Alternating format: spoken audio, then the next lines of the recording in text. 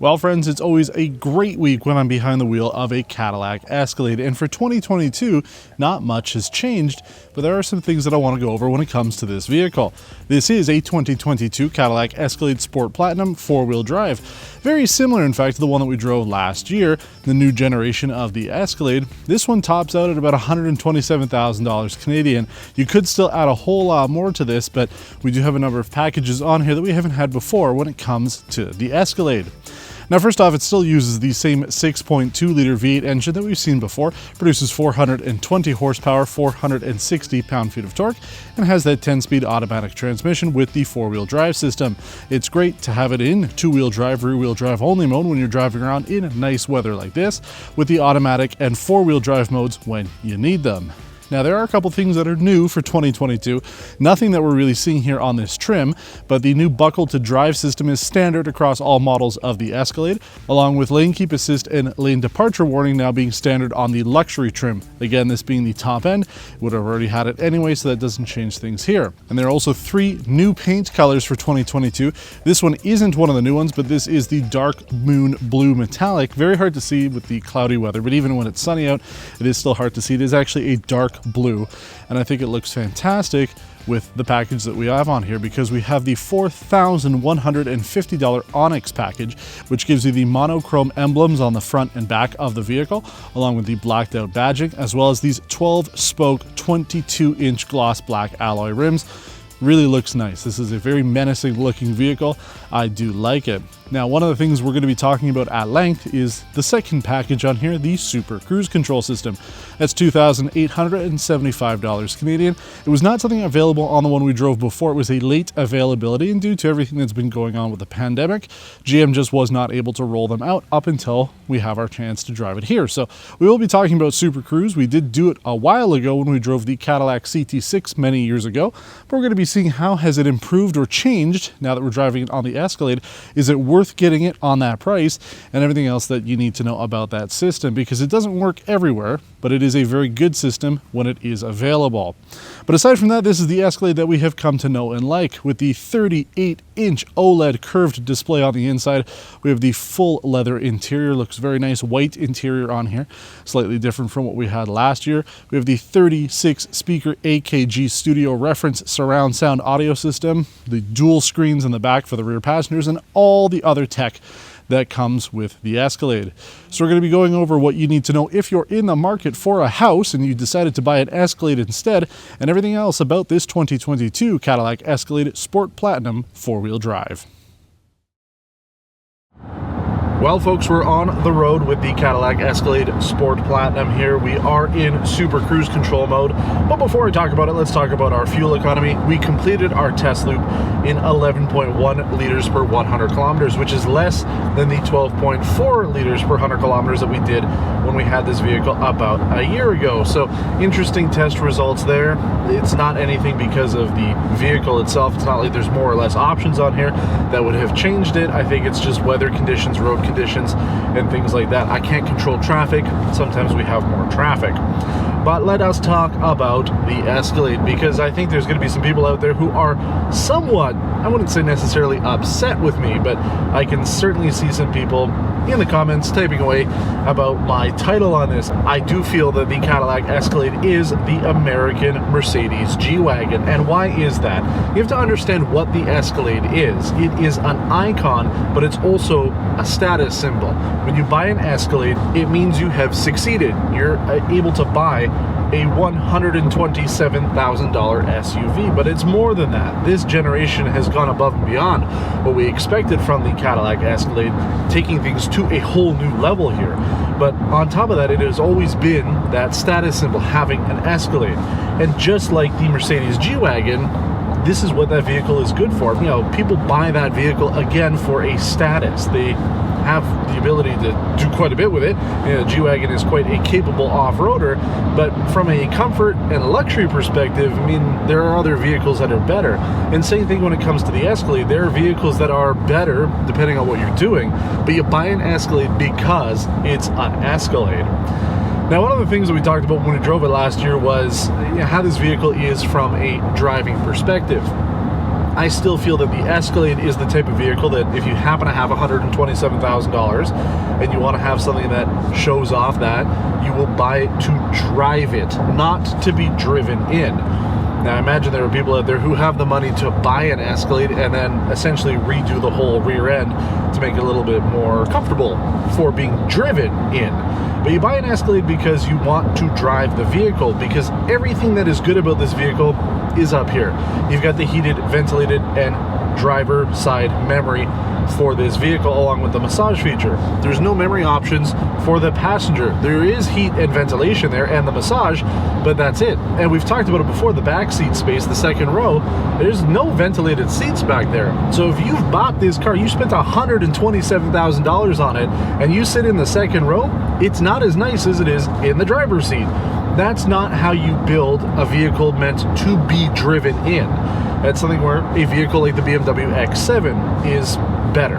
You know, the X7's second row is much better. In fact, the third row on the BMW X7 is also better because it has 5-zone automatic climate control. So one up here, one in the passenger side, one for each second row, and then a 5th zone in the very back. But the rear, the very rear heated seats, that's an option. That is not something found on the Escalade. So if you're being driven, you have a chauffeur, you have somebody who's going to be driving you around, which is really like top-end money, you're not necessarily going to buy the Escalade. You're going to go for something else that has more features back there. Plus the rear screens, you know, there's not much to do unless you have a USB drive or HDMI input that you can put some media on there. Those screens in the back of this vehicle don't do a whole lot. Whereas again, a vehicle like the BMW X7, when equipped with those screens, you can view the map, you can view the music system, you can control things, you can send information to the driver. So it is better if you are being driven. And that's just my opinion. I'm sure there are people out there who will have a different opinion, but I have driven the X7, I have driven many Cadillac Escalades so far, and I still love this vehicle. I still absolutely love having this in my garage. And if there were 2 SUVs that I would buy, if I had a whole bunch of money, it would either be an Escalade or the Mercedes G-Wagen. So there's a lot of good about this. Now, so far the entire time we've been driving, the actual edited video is going to be a little bit less, but I have been on the road now for about 6 minutes, and I have not touched the steering wheel. The vehicle is doing everything for me. It has changed lanes for me, which is something that we did not have on the CT6. It will change it. We're passing somebody right now. I know you can't see it because I only have one camera, but we are passing somebody. We're now going back into the right-hand lane. I don't have to do anything. I don't have to touch the steering wheel. That's what's great about the Super Cruise system, and that's why this is a standout feature. We talk about this often when we're looking at higher-end vehicles, whether it's premium or luxury segment. You need to stand out from the rest, and Cadillac's Super Cruise Control is that standout feature. Unlike every other system we've driven, this is a true hands-free setup. And it's not just because there's sensors on the car, because GM invested to make that possible. They have LiDAR scans of all of these highways to ensure when you're on the road using Super Cruise, it is the most accurate data. That data is essentially being used by the vehicle as you're driving along, as well as all the sensors and everything on the vehicle to make it the safest possible. And the sensors in the car are making sure that I do pay attention to what's going on. You can't just go to sleep. You can just keep your hands off, and as you can see here, I can have a conversation with you and I don't have to worry too much about it. Now, we are in slightly less traffic right now. There are too many people on the highway here, so it does make it a little bit easier, but I did use it when I picked it up, drove through Montreal, and it worked great. And that's what I like about it. That's what's great also about 2022 is there are more highways added to this system. Back when we did this in 2018 with the CT6, a very small stretch of the Autoroute 20 here in Quebec was available, along with the 40 and a couple other of them. But essentially every major highway now in Canada and the United States has been mapped. So if you're living in the States, there's obviously a lot more options out there, but if you're here in Canada as well, the major highways pretty much from Alberta onward towards the East Coast are fully mapped, meaning you can use it. There is an asterisk. You can't do everything. For example, I'm on the 20 here. If I wanted to go onto the 55, which is the highway that connects Sherbrooke to Drummondville, I would have to manually do that, and then it'll re-engage when I get onto the 55. So it's not 100% there. But for the most part, what you're going to be using this vehicle for, it's there. I mean, I have driven quite a bit since moving to Quebec, from my home back to where my family roots are in the Greater Toronto area. It is about a 700-kilometer drive. If I had the Escalade, this is the vehicle to do it in. And in fact, I did do it with the CT6. We took it on a road trip to the GTA, and I used this. It was great. Now here's something that's interesting. The Cadillac here wants to lane change, but there's a truck here, and there is a truck in front of me. Now, if I was driving, I might have been able to squeeze in between these two, but it could not. So now we're going to be stuck here, but it should take us over as soon as there is a clear path. I'm always here to make sure, just in case the car isn't quite ready and it might take us into the side of the vehicle, but now it sees that it's clear. It will move us over, just like that. I haven't touched the wheel. It's doing it all for me. This is again why this works. Yes, vehicles like the Mercedes GLE behind me do have a automatic lane change system. Vehicles like the BMWs do have it as well. But when you mix everything together with Super Cruise, again, it becomes the standout feature. That's why you would want to buy this. That's why I think it is worth spending the $2,800 or whatever it is to get this feature. Because if you're on the highway a lot, this can help with the fatigue. I mean, you know, I'm on my own right now, but if I had my family with me, we were going on a road trip, this would be a lot more enjoyable. I could spend a little bit more time chatting with them or looking around, seeing the sights and enjoying the drive rather than having to spend so much time driving it. The car really does a good job doing everything for me. So Super Cruise works great. I haven't had any issues with it. Yeah, I have heard that people have had issues, but you know, what can you do, right? It is still a newer system, but I find that this is one of the best systems that I've tested overall in terms of everything. I mean, you know, do I like the automatic lane change stuff? I do like it more in this than I have in other vehicles, and I feel that this is almost perfect.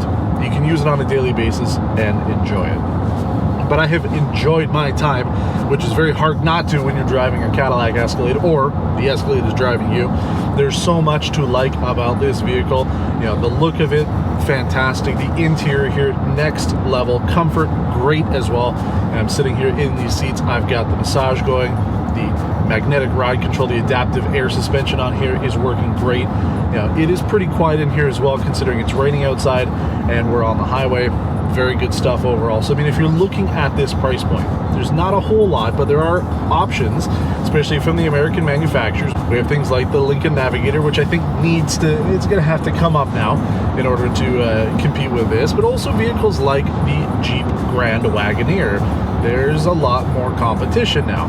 If you want something like this, the Americans still do it best. But if you want a little bit more for the rear seat guys, the Germans have it down. So I am still interested to see if Cadillac will take the advice from myself and others as well, and maybe add a little bit more love to the rear area. But for now, if you're driving the Escalade, it is the one to take.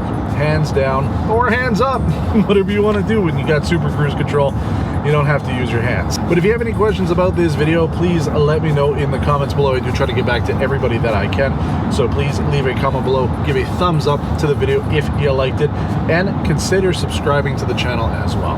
Thanks for watching, and until next time, take care.